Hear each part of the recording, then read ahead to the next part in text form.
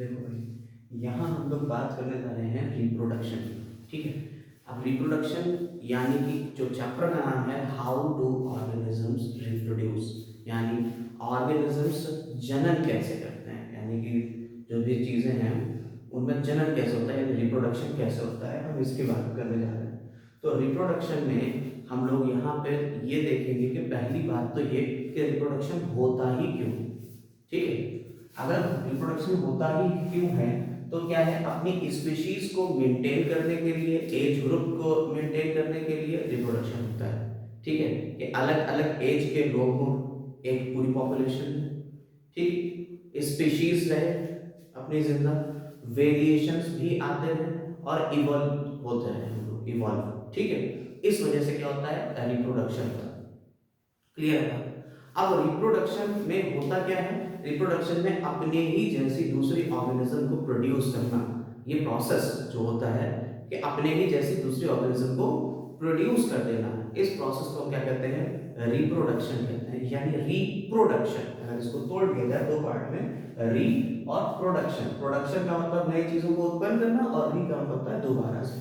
तो रिप्रोडक्शन का मतलब ये होगा कि अपनी ही जैसी दूसरी चीजों को दोबारा से पैदा कर देना, वो कहलाता है रिप्रोडक्शन। अब ये रिप्रोडक्शन कितने टाइप का होता है, देखिए बेसिकली दो पार्ट में हमने रिप्रोडक्शन को डिवाइड किया। जो मेन दो पार्ट हैं वो कौन कौन से हैं, वो है एसेक्सुअल रिप्रोडक्शन और दूसरा हो गया सेक्सुअल रिप्रोडक्शन। हिंदी में कहा जाए तो अलैंगिक जनन, अलैंगिक जनन, और दूसरा हो गया लैंगिक जनन, ठीक है। रिप्रोडक्शन को हिंदी कहते हैं जनन, ठीक है। तो अलैंगिक यानी एसेक्सुअल रिप्रोडक्शन और सेक्सुअल रिप्रोडक्शन, ये दो टाइप के रिप्रोडक्शन हो गए। अब देखिए असेक्सुअल रिप्रोडक्शन, असेक्सुअल देख लीजिए जरा इसको, अ मतलब हो गया एब्सेंट, सेक्सुअल मतलब सेक्स ऑर्गन्स, सेक्स ऑर्गन्स या गैमीट का फॉर्मेशन यहाँ नहीं होगा। यहाँ क्या नहीं होगा, यहाँ देखिएगा जरा दो तीन पॉइंट एसेक्सुअल रिप्रोडक्शन के। एसेक्सुअल रिप्रोडक्शन में नो गैमीट फॉर्मेशन, ठीक है, कोई गैमीट फॉर्मेशन नहीं होगा, ठीक। दूसरा पॉइंट क्या हुआ, ये काफी फास्ट होता है, ठीक है। तीसरा पॉइंट क्या हुआ, इसमें only mitosis occurs not meiosis. अब ये क्या होता है, इस बात बताइए, पहले समझ लीजिएगा, इसको लिख लीजिएगा, ओनली माइटोसिस अकर्स, ठीक है, ठीक है, मियोसिस एब्सेंट।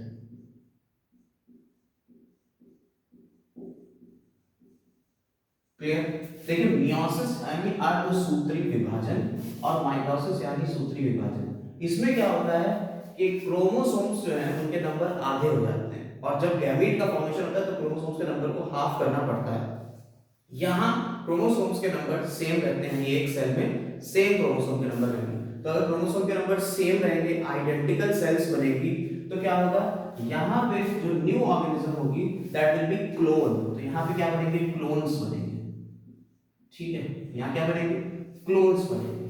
तो न्यू ऑर्गेनिज्म जो बनेगी वो कैसे होगी, वो इस बिल्कुल अपने पुराने वाले की क्लोन होगी, कॉपी होगी। यानी कि अगर तुम मान लो कि एक तुमने गन्ना जो होता है शुगर केन, तो शुगर केन को तुमने जो काट के लगाया था तो बिल्कुल आइडेंटिकल अपने पुराने वाले शुगर केन के जैसा ही लगेगा, जैसे काट के लगाया था, नया गन्ना बिल्कुल पुराने वाले के जैसा ही होगा, तो आइडेंटिकल हो गया, तो क्लोन्स बन रहा है, ठीक है। ऐसे गुलाब की फसल जो होती है, गुलाब में तुम कलम काट के लगा देते हो, तो वो जो कलम काट रहे हो, कटिंग करके तुमने लगा दिए, वो अपने पुराने वाले गुलाब के जैसी ही होती है। क्लियर है ये बात। तो इसका मतलब क्या हो गया, यहाँ पे क्लोन्स मिलेंगे, क्लोन तो आइडेंटिकल मिल जाएंगे। क्लियर है ये बात, ठीक। अब देखिए तो यहाँ पे तीन चार पॉइंट आप समझेंगे, यहाँ पे कोई गैमेट का फॉर्मेशन नहीं होगा, यानी कोई सेक्स ऑर्गन्स इन्वॉल्व नहीं होगी, नो सेक्स ऑर्गन इन्वॉल्व। दूसरी चीज है ये फास्ट होता है with respect to sexual reproduction, यानी अगर आप सेक्सुअल और एसेक्सुअल रिप्रोडक्शन को देखें तो उसमें कौन तेज होगा, तो एसेक्सुअल रिप्रोडक्शन तेज होगा, यानी इसके थ्रू हम नए ऑर्गेनिजम्स को जल्दी प्रोड्यूस कर सकते हैं, और उसके थ्रू धीरे स्लो रेट हो जाएगी। इसमें केवल माइटोसिस होगा सेल डिवीजन के टाइम पे, सेल डिवीजन अभी देखेंगे सेल डिवीजन क्या होता है। सेल डिवीजन के टाइम पे यहाँ पे केवल माइटोसिस होगा, मियोसिस नहीं होगा। मियोसिस होता है अर्धसूत्री विभाजन, अभी हमने आपको बताया कि सेल्स जो है जब डिवाइड करती हैं तो उनके क्रोमोसोम्स जो होते हैं उनके नंबर्स अगली सेल में या तो हाफ जाएंगे या पूरे पूरे।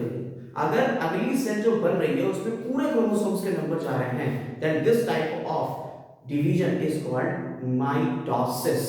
माइटोसिस यानी कि समसूत्री विभाजन, एक से ही बनेंगे और यहाँ अर्धसूत्री आधे हो जाएंगे, क्रोमोसोम्स हाफ हो जाएंगे।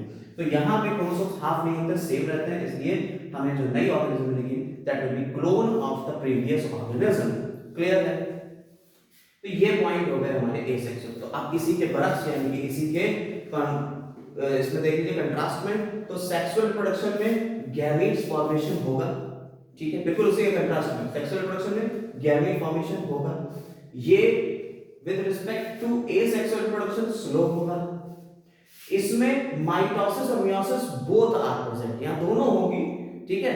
पहले माइटोसिस हो जाएगी, फिर मियोसिस हो जाएगी यानी गैमेट का फॉर्मेशन हो जाएगा, उसके बाद माइटोसिस के थ्रू नई ऑर्गेनिज्म बनेगी जाइगोट के आगे। वो बातें करेंगे हम लोग जब सेक्सुअल रिप्रोडक्शन प्लांट्स में पढ़ेंगे और ह्यूमंस में पढ़ेंगे तब।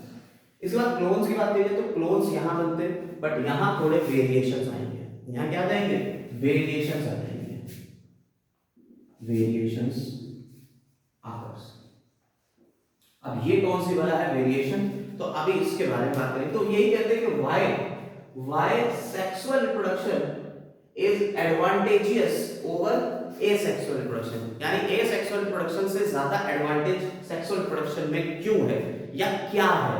तो याद रखिएगा यहाँ वेरिएशंस मिलते हैं और यहाँ वेरिएशंस नहीं मिलते हैं। यानी अगर किसी माहौल में, यानी कि मान लीजिए अभी की बात कर ली जाए तो अभी के माहौल में यहाँ पे जस्ट इमेजिन कि ठंड बहुत पड़ रही है।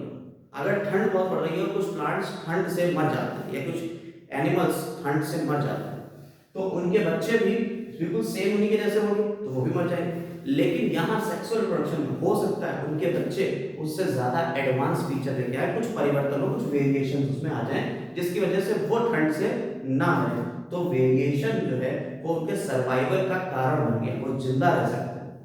और अगर वो जिंदा रह सकते हैं उस कंडीशन में तो क्या कहेंगे? वही वाले जिएंगे, बाकी तो जिएंगे भी नहीं। तो क्या होगा? एक से दूसरी जनरेशन में वो जाएगा और दूसरे से तीसरी जनरेशन में यही ट्रेंड जाएगा। और जब ये ट्रेड्स जो कैरेक्टर्स हैं ये आगे जाएंगे अगली जनरेशन में तो क्या होगा? वही जिंदा रहते चले जाएंगे तो उनमें एक एडवांस कैरेक्टर आ गया, तो इवॉल्व हो गई, नई स्पीशी बन गई। तो वेरिएशन कॉजेस इवोल्यूशन, इसी से ही हमें क्या मिलेगा? इवोल्यूशन। तो sexual reproduction is the basis of evolution कह सकते हैं, ठीक है। सेक्सुअल रिप्रोडक्शन से ही इवोल्यूशन भी होगा, यानी कि नई स्पीशीज आएंगी, इवॉल्व होगी। ठीक, क्लियर है ये बात? अब बात कर लेते हैं कि एसेक्सुअल रिप्रोडक्शन कैसे होता है और कितने टाइप का होता है, और सेक्सुअल रिप्रोडक्शन कैसे होता है, कितने टाइप का होता है। ठीक, आइए इसको जल्दी से देख लेते हैं। तो एसेक्सुअल रिप्रोडक्शन जो होता है वो कुछ टाइप्स का है, जरा देखिए कौन कौन से टाइप्स हैं।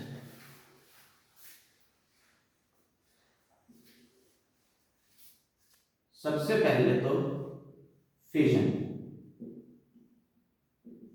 ठीक। दूसरे नंबर पे आता है बडिंग, फिर फ्रैगमेंटेशन,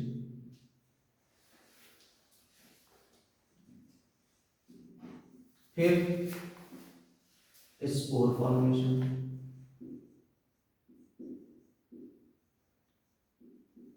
और क्या क्या हो सकता है? रीजनरेशन,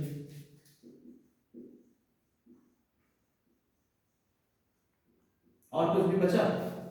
तो budding, fission, fragmentation, spore formation, regeneration और एक वेजिटेटिव प्रोपगेशन। इधर लिख के दे रहे हैं वेजिटेटिव प्रोपगेशन,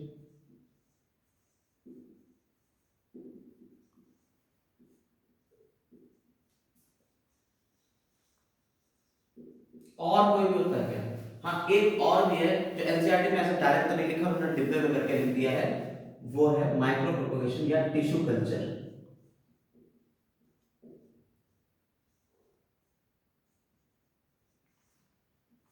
ये आर्टिफिशियली होता है, माइक्रो प्रोपगेशन भी बोलते हैं इसे।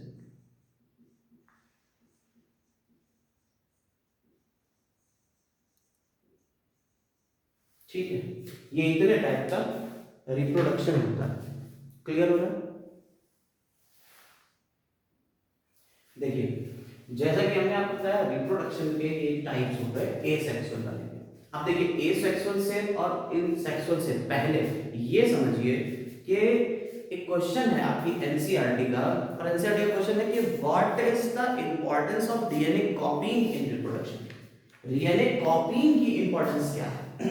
एक क्वेश्चन है कि इंपॉर्टेंस क्या है डीएनए की कॉपी करने की, डीएनए कॉपी होता ही क्यों? तो जरा इसको भी देख लीजिएगा व्हाट्सएप। देखिए जब हमने कहा, अभी आपको बताया था रिप्रोडक्शन में सेल डिवीजन होता है। क्या होता है? सेल डिवीजन, यानी एक सेल डिवाइड होगी, कोशिका विभाजन होगा। अगर सेल डिवीजन हो रहा है तो ये एक सेल है और इससे दो सेल बन रही है, ठीक। एक तो ये तरीका हो गया, या एक सेल से चार सेल बन रही है, ठीक है। एक सेल से चार सेल बन सकती है। तो सेल से नई सेल्स बनना, यही क्या होता है? Cell division. आप देखिए यहाँ पे क्या हो रहा है कि एक सेल डिवाइड करके एक से दो बन रही है, तो डिवाइड करना का मतलब क्या होगा? दो हो जाना, मल्टीप्लिकेशन हो रहा है, यार दो से चार हो जाना।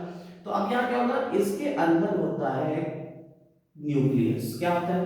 न्यूक्लियस होता है इसके अंदर, और न्यूक्लियस के अंदर होते हैं क्रोमोसोम्स। क्या होते हैं? क्रोमोसोम्स।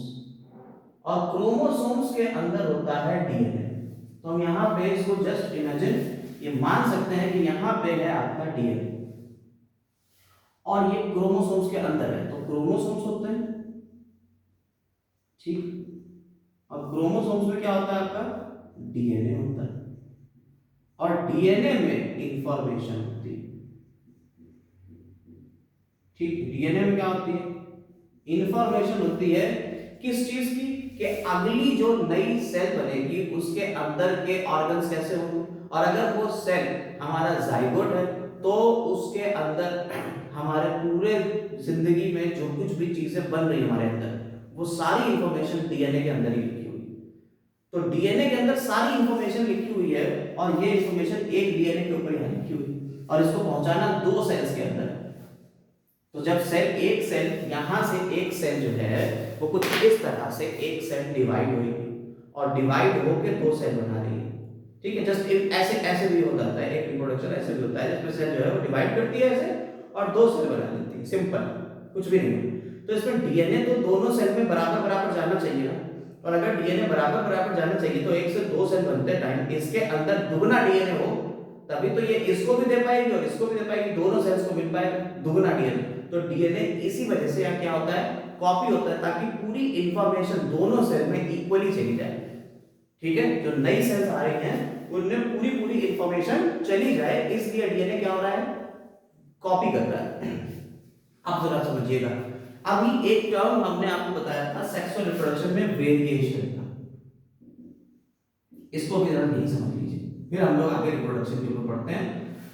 वेरिएशन, अब डीएनए कॉपिंग तक तो मतलब समझ में आ गया कि डीएनए जो था यहाँ एक से दो हुआ, जब एक से दो हो गए तो क्या हुआ? इस सेल में एक चला गया डीएनए और इस सेल में एक चला गया डीएनए, दोनों की और इंफॉर्मेशन वो एक ही थी, वो दो बार में दो दुगनी हुई और दुगनी होके ये दोनों में अलग अलग चली गई, ठीक। ये पॉइंट तो समझ में आ गया। लेकिन डीएनए कॉपी जो होता है, डीएनए की जो कॉपीइंग है, DNA copy is not perfect. ये ऐसी नहीं है कि आपने कहा नहीं साहब डीएनए कॉपी हो रहा है, अभी क्या देखिए बिल्कुल एग्जैक्ट कॉपी बना देंगे, कहीं ना कहीं वो थोड़े बहुत चेंज आ जाते हैं। अगर माइनर से चेंज आ रहे हैं जिसका कोई फर्क ऑर्गेनिज्म पे नहीं पड़ रहा है तो क्लोन बन रही है, बिल्कुल एग्जैक्ट क्लोन बन रही है, कॉपी बन रही है। अगर वो माइनर से चेंज नहीं आ रहे हैं, वो थोड़े ज्यादा डिवीजन में जब सेल डिवाइड हो रही है डीएनए की कॉपी हो रही है, डीएनए कॉपी के टाइम पे अगर थोड़ा चेंज ज्यादा आ जाते हैं, देखिए एग्जैक्ट कॉपी नहीं बनती है क्योंकि ये फास्ट प्रोसेस है, तो हो सकता है कहीं ना कहीं थोड़ी बहुत भूल चूक हो जाए। तो उसके वजह से अगर कहीं थोड़े बहुत चेंजेस आते हैं डीएनए की कॉपी में, तो नई ऑर्गेनिज्म में भी वो चेंज देखने को मिलेंगे, और अगर वो चेंज नई ऑर्गेनिज्म में देखने को मिल रहे तो पुरानी वाली से उसमें कुछ परिवर्तन आ रहे हैं, यानी क्या आ रहे हैं? वेरिएशन आ रहे हैं। तो वेरिएशन किस वजह से आ रहे हैं? डीएनए की कॉपी एग्जैक्ट नहीं बनी थी इसलिए हो रहा है। अब यही चीज होती है जब एसेक्सुअल रिप्रोडक्शन होता है तो डीएनए में जो कॉपी होती है वो किसकी हो रही है? माइटोसिस की हो रही है। इस प्रोसेस को क्या कहेंगे? एक सेल से दो सेल बन जा रही हैं, ये कौन सा प्रोसेस है? माइटोसिस है। और अगर माइटोसिस में डीएनए की कॉपिंग हो रही है तो वेरिएशन के चांसेस बहुत कम होते हैं, यानी बहुत कम वेरिएशन आते हैं। लेकिन अगर यही चीज 1 से 4 सेल बन रही है, गैमीट्स का फॉर्मेशन हो रहा है, अगर इसी सेल से क्या बन जाए, गैमीट्स बन जाए, तो अगर गैमीट्स बन रहे हैं तो यहां पे क्या होगा, यहां डीएनए की कॉपी जो होगी उसमें वेरिएशन ज्यादा होंगे। जब कॉपी में वेरिएशन ज्यादा हो रहा है तो नई सेल में भी वेरिएशन ज्यादा होंगे, और जब नई सेल में वेरिएशन ज्यादा हो रहे हैं तो पूरी ऑर्गेनिज्म में ही वेरिएशन ज्यादा होने लगेंगे। तो इस वजह से ये वेरिएशंस आते हैं। अब आती है बात कि भाई क्या वेरिएशन बेनिफिशियल होते हैं या हार्मफुल। वेरिएशन जो होते हैं वो दो तरीके के हो सकते हैं, या तो बेनिफिशियल या हार्मफुल। ठीक, तो अगर बेनिफिशियल या हार्मफुल, ठीक है, तो अगर बेनिफिशियल है तो स्पीशीज जो नई बन रही है वो तो सरवाइव करेगी बेटर, उसका सर्वाइवल हो जाएगा और अच्छा, ठीक है, वो अगर चेंज हो रही है कंडीशंस तो उसमें सरवाइव कर जाएगी। अगर हार्मफुल है तो बेटा वो स्पीशीज जो है वो सरवाइव नहीं कर पाएगी और वो खत्म हो जाएगी। समझ में आई बात या नहीं? तो इस तरह से ये वेरिएशन से ही तुम्हारी नई स्पीशीज बनने का एक प्रोसेस चलता है कि भाई एक ये स्पीशीज थी, इसके बाद जो अगली स्पीशीज आएगी वो इससे बेटर इवॉल्व होगी, वो उससे ज्यादा अच्छी होगी, अगली स्पीशीज और अच्छी होगी। तो इस तरह से क्या होता है, अगर आपके वेरिएशन बेनिफिशियल है तो स्पीशीज अच्छी होती चली जाएगी, और एक टाइम आएगा जब यहां से शुरू किया था, मान लो एक स्पीशीज ये थी, यहां से शुरू करा था, इससे नई, इससे नई, इससे नई, तो यहाँ पे जो वेरिएशन आएंगे वो इससे बिल्कुल अलग होंगे। और ये वेरिएशन जो अलग हो जाएंगे, यानी कि ये वाले देखो, इसमें मान लो थोड़ा सा चेंज आया, इसमें थोड़ा और चेंज आया, इसमें थोड़ा और चेंज आया, तो यहाँ चेंज आते आते ये वाला इससे बहुत ही ज्यादा अलग होगा, तो ये एक नई स्पीशी बन जाएगी और ये पुरानी स्पीशी रह जाएगी। इसी से क्या होता है, स्पीसिएशन होता है। इसे क्या कहते हैं, स्पीसिएशन। स्पीसिएशन यानी कि नई स्पीशीज का बनना पुरानी स्पीशीज से, इसे कहते हैं स्पीसिएशन। ठीक है, वो किसके वजह से हो रहा है, स्पीसिएशन का कॉज क्या है, variation. Variation is the cause of speciation, और वेरिएशन का कॉज क्या है, डीएनए कॉपिंग। ठीक है, डीएनए की कॉपी जो है उसकी वजह से वेरिएशन आए थे, और वेरिएशन अगर बेनिफिशियल होते गए तो वो नई जनरेशन में आते चले गए, और एक बार एक टाइम ऐसा आएगा जब कई हजार साल या लाख साल बाद ये जनरेशन इस जनरेशन से बिल्कुल ही अलग होगी, तो नई स्पीशी आ गई, और ये स्पीशीज जो नई आ गई, पुरानी स्पीशीज से नई स्पीशीज का बनना क्या कहलाता है, स्पीसिएशन। ठीक है, स्पीसिएशन। समझ में आई बात या नहीं? आ गई? ठीक है सर, अब आगे बढ़ रहे हैं। तो देखिए अब हम लोग अपने मेन टॉपिक के ऊपर आते हैं, एसेक्सुअल रिप्रोडक्शन। और सेक्सुअल रिप्रोडक्शन में से पहले एसेक्सुअल रिप्रोडक्शन के इन पार्ट्स को हम डिस्कस कर लेंगे पूरा, और फिर सेक्सुअल रिप्रोडक्शन की तरफ बढ़ेंगे। देखिए फिजन जो होता है, फिजन का मतलब होता है स्प्लिट हो जाना, दो पार्ट में टूट जाना। ठीक है, अब दो से या तो यहाँ पे दो पार्ट हो सकते हैं या कई पार्ट हो सकते हैं। तो फिजन दो तरीके का होता है, एक तो हो गया बाइनरी फिजन,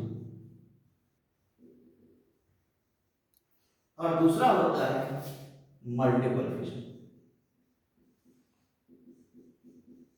एक हो गया कैसा, बाइनरी फिजन, और दूसरा कैसा हो गया, मल्टीपल फिजन हो गया। अब ये क्या होता है, पहले इनके एग्जांपल समझ लीजिए, तब फिर आगे हम लोग इसके और भी टाइप बता भी देंगे कैसे होता है। पहले एग्जांपल देखिए, हमें क्या होता है, हम बिल्कुल बोर्ड के सेंट्रिक पढ़ रहे हैं, जैसे बोर्ड में क्वेश्चंस आते हैं या आगे कॉम्पिटिटिव एग्जाम में क्वेश्चन जैसे आते हैं, तो हम बस उसके बेसिस पे पढ़ रहे हैं, हम कोई इतना ज्यादा एक्सप्लेनेशन यहाँ नहीं देने जा रहे हैं। जैसे जैसे क्वेश्चन आते हैं वैसे वैसे आपको आंसर लिखना, बस बात खत्म हो जाना है। तो बाइनरी विजन के क्वेश्चन में एग्जांपल पूछते हैं, किसके थ्रू, कौन कौन करता है बाइनरी विजन के थ्रू। तो याद रखिएगा, अमीबा करता है,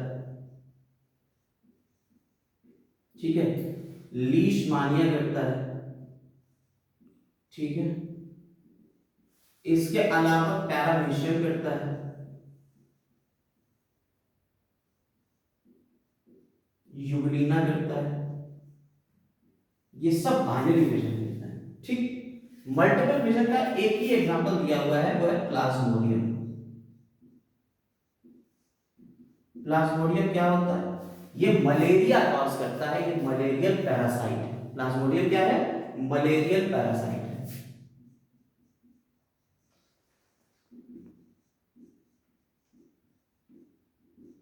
प्लाज्मोडियम हो गया आपका मलेरियल पैरासाइट, यानी ये आपको मलेरिया का रोग पहुंचा देगा।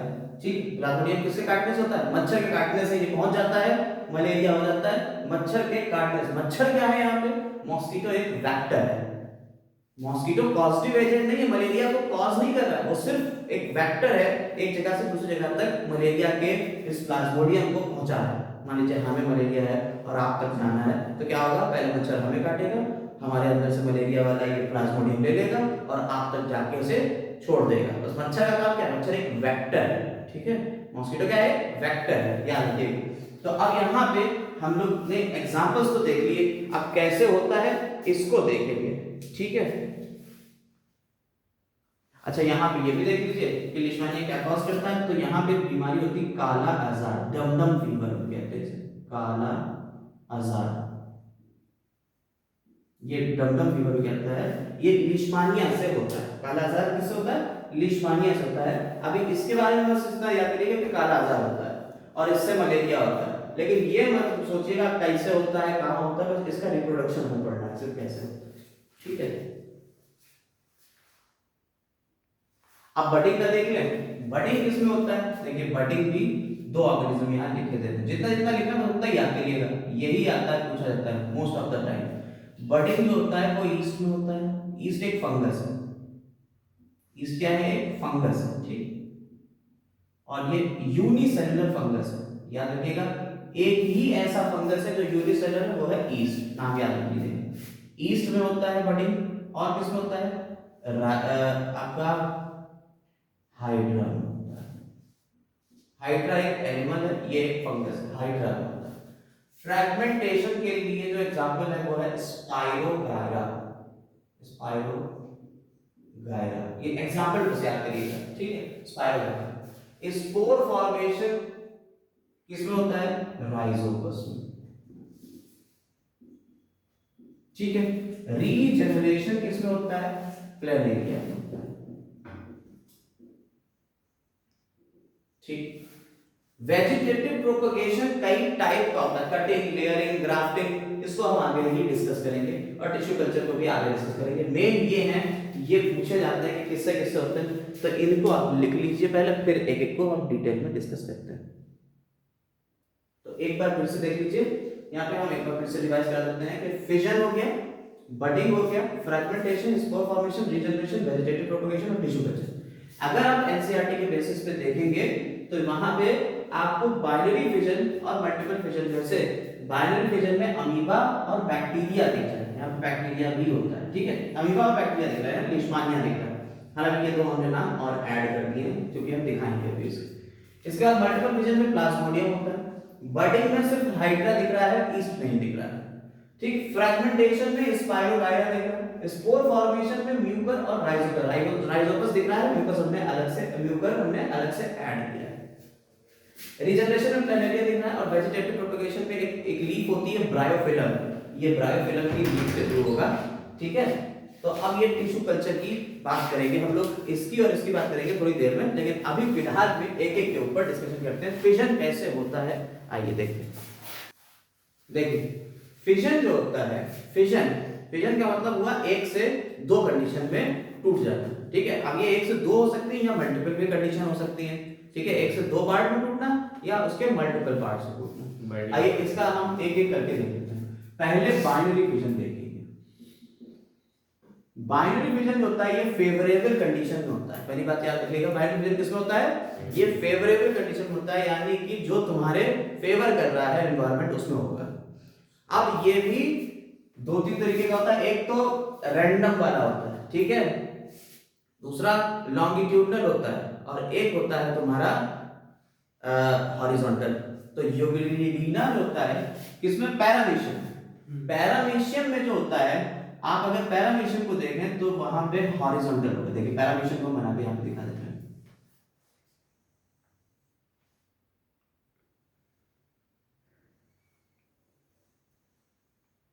कुछ इस तरह से पैरामीशियम होगा, ठीक,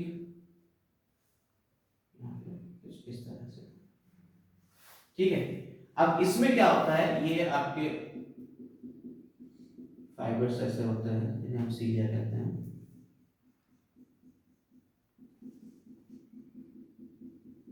इसमें यहां से डिवीजन, यहां एक न्यूक्लियस होता है, देखिएगा पहले गौर से, यहां एक न्यूक्लियस है, इस न्यूक्लियस में डिवीजन होगा सिंपल, और ये ऐसे ही डिवाइड कर जाएगा ऊपर, और इधर एक नया पैरामीशियम तैयार, छोटा सा, ठीक है, छोटा पैरामीशियम इधर, और ऐसे ही नीचे दो पैरामीशियम यहाँ तैयार हो जाए। क्लियर?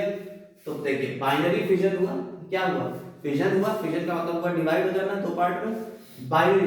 लेकिन इसमें क्या होता है, एक क्वेश्चन बड़ा अच्छा है कि पहले कौन सी चीज डिवाइड होगी, तो पहले न्यूक्लियस डिवाइड होगा, फिर पूरी सेल, और ये किसमें होगा फिजन, याद रखिएगा ये प्रोटोजोन्स में होगा, प्रोटोजोन्स, लिशमानिया हो गया। अब ये प्रोटोजोन कौन होते हैं, पहले तो ये समझ लीजिए, प्रोटोजोन वो है जिनमें तुम्हारा एक ही कोशिका होती, एक कोशिकीय यूनिसेलुलर, और वो यूकैरियोट्स हैं, ठीक है, मोस्ट ऑफ द प्रोटोजोन्स होता है। हालांकि यहाँ पे बैक्टीरिया का नाम भी दिया हुआ, वो प्रोकैरियोट है, वो मोनेरा है, लेकिन आप प्रोटोजोन से याद करिएगा, ज्यादातर protozoan, most of the protozoans में फिजन होगा, हालांकि बैक्टीरिया में भी होता है, लेकिन हमने क्या कहा प्रोटोजोन्स में था। प्रोटोजोन में तुम्हारा ये देखिए एक कोशिका है सिंपल, तो पहले क्या होगा, पहले न्यूक्लियस डिवाइड, न्यूक्लियस डिवाइड, ठीक है, और उसके बाद सेल डिवाइड, ठीक, कोई दिक्कत, कोई दिक्कत है इसमें, पहले न्यूक्लियस डिवाइड हुआ फिर सेल डिवाइड हुआ, इसमें पहले न्यूक्लियस होता है। तो अब हमने आपको ये वाला बता दिया, ये कौन सा है, इसे कहते हैं हम ट्रांसवर्स फिजन, ठीक, ट्रांसवर्स बाइनरी फिजन, यानी बाइनरी फिजन का एक एग्जांपल तो आपको ये पता चल गया क्या होता है, पैरामीशियम है, और ये ट्रांसवर्स के थ्रू हो रहा है, इसमें ऐसे जा रहा है, ट्रांसवर्स होता है। अब जरा देखिए लीशमानिया जो होता है वो कैसा होता है, बिल्कुल ऐसे ही लीशमानिया भी है, ठीक है, ये आपका पूरा एक लीशमानिया हम बना देते हैं, हालांकि हमें पता नहीं कैसा ज्यादा अच्छा, लेकिन ये ऐसे करके होता है लीशमानिया, ठीक, इसमें एक न्यूक्लियस है, एनसीईआरटी में आपको बना हुआ है, आप देख सकते हो, ये एक न्यूक्लियस है, और ये फ्लैजिला इसका निकला है। क्या होता है यहाँ, फ्लैजिला के पास से ऐसे डिवीजन शुरू होता है, ठीक, इसमें भी पहले न्यूक्लियस डिवाइड होगा, पहले न्यूक्लियस धीरे धीरे डिवाइड हो रहा है, ठीक है, और ये ऊपर से एक खांच ऐसी ग्रुप ऐसी बनना शुरू हुई ऐसे, ठीक, और इसमें एक नया फ्लैजिला आने लगा, और इसमें एक नया फ्लैजिला आने लगा, दिख रहा है। थोड़ी देर बाद क्या होगा, ये न्यूक्लियस इधर कट के चला गया, और ये इधर चला गया, और ये डिवाइड हो गया, देखिए दो न्यूक्लियस बन गए, और दो ऑर्गेनिज्म बन गई पूरी अलग अलग। तो ये क्या कहला रहा है, ये लॉन्गिट्यूडिनली हो रहा है, ये ऊपर से हो रहा है, ठीक, तो ये कैसा हो रहा है, ये ऊपर से चल रहा है, तो ये हो गया लॉन्गिट्यूडिनल, तो बाइनरी फिजन कैसा हो गया, लॉन्गिट्यूडिनल,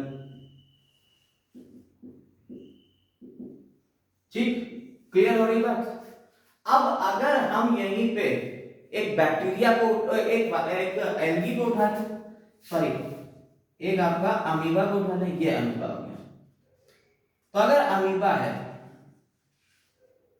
वो कौन था, वो लीशमानिया था, ये कौन है, अमीबा है, ये क्या था, पैरामीशियम, ठीक, यूग्लिना भी ऐसे ही करेगा, यूग्लिना में भी ऐसे होता है, इसमें भी सेम कंडीशन एनसीईआरटी में देखिए बना हुआ है, ये आपका पहले न्यूक्लियस डिवाइड होगा, और ये थोड़ा अंदर की तरफ धंसता हुआ आपको ऐसे दिखेगा, ये न्यूक्लियस यहाँ डिवाइड होगा, यस सर, ठीक, और फिर उसके बाद आगे ये न्यूक्लियस जब डिवाइड हो जाएगा, तो इससे ये जब धंस जाएगा पूरा अंदर, ठीक है, ऐसे, तो क्या होगा, एक ये देखिए अमीबा का कोई स्ट्रक्चर नहीं होता है, तो आप कैसे बना सकते हो, ये आपको लिबर्टी है, दो अमीबा तैयार होता है, ये जो छोटे डॉटर अमीबी कह लो इन्हें, ये डॉटर अमीबी जो हैं ये इसके जैसे ही होंगे, आइडेंटिकल होंगे, क्योंकि ये एसेक्सुअल प्रोडक्शन है, ये फास्ट हो रहा है, इन तीनों में आप देख सकते हैं बहुत तेज होता है, फास्ट है, आइडेंटिकल है, कोई सेक्स ऑर्गन की जरूरत नहीं है, कोई गैमीट नहीं बन रहा है, तो ये एसेक्सुअल रिप्रोडक्शन के कैरेक्टर भी हो गए, तो अगर कोई आपसे इसके स्पेशल 4 कैरेक्टर लिखने को, एसेक्सुअल के लिख दो 3 और एक इसका डाल दो, खत्म किस्सा। 1 से 2 सेल हो गई। Single parent. हाँ, सिंगल पेरेंट होता है, एक ही पेरेंट इन्वॉल्व होता है, ये भी सही बात है कि एसेक्सुअल रिप्रोडक्शन में एक ही पेरेंट इन्वॉल्व होगा। नो फॉर्म ऑफ, ठीक है, हाँ, कोई गैमेट नहीं बनेगा। तो ये सब चीजें होंगी। अब ये कैसा है, ये असिमेट्रिकल है, ये एसिमेट्रिकल है।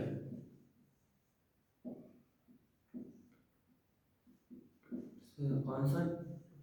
ये अमीबा वाला, ये कहीं कोई सिमेट्री है, कहीं से भी हो सकता है क्योंकि अमीबा का खुद का कोई शेप नहीं, तो विदाउट सिमेट्री। तो ट्रांसवर्स लॉन्गिट्यूडिनल असिमेट्रिकल कौन सा होगा? बाइनरी विजन के टाइप होगा।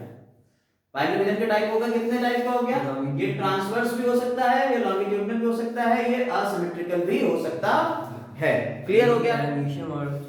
अभी ये फिजन का पहला टाइप हमने आपको बताया है। ये किसका टाइप था? ये फिजन का पहला टाइप था। अब एक फिजन का दूसरा टाइप होता है मल्टीपल फिजन।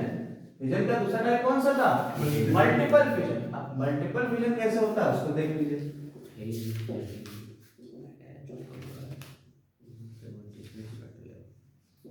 मल्टीपल फिजन जो होता है, अच्छा एक इसमें और बात समझिएगा। बाइनरी फिजन में अगर आप देखें तो ऑर्गेनिज्म पूरी की पूरी डिवाइड हो रही है, इसमें कुछ भी पुरानी ऑर्गेनिज्म का बचा तो नहीं बेटा, कुछ नहीं बचा। तो अगर पुरानी ऑर्गेनिज्म का कुछ बचा ही नहीं तो हमें पता ही नहीं चले कि पहले वाली है कहां, गई कहां। तो पहले वाली कैसी है? अमर है। अगर देखिए कोई आदमी मर जाता है तो मरने के बाद उसके हमें रिमेन्स मिलते हैं। मरने के बाद उसके हमें क्या मिलते हैं? रिमेन्स मिलते हैं। भाई डेड बॉडी तो दिखती है, यहाँ कोई डेड बॉडी दिख रही है? कहीं नहीं दिख रही, कोई नहीं दिख रही। तो इसका मतलब क्या है? पुराना वाला क्या था? अमर था।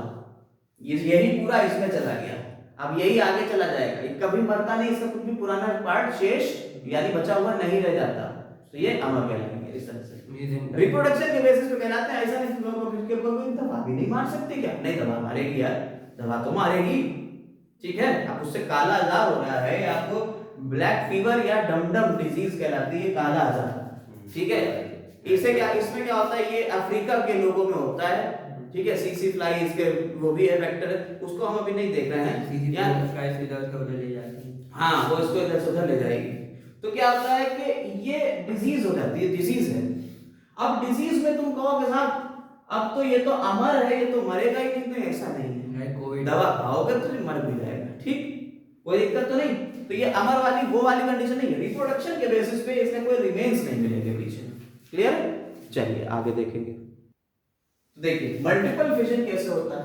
मल्टीपल फिजन में आपने कहा एक प्लाज्मोडियम है जो आपके अंदर जा चुका है। जरा मलेरिया का पैरासाइट का थोड़ा सा बता भी दे रहे हैं। ये प्लाज्मोडियम है, मलेरिया कॉज करता है आपको।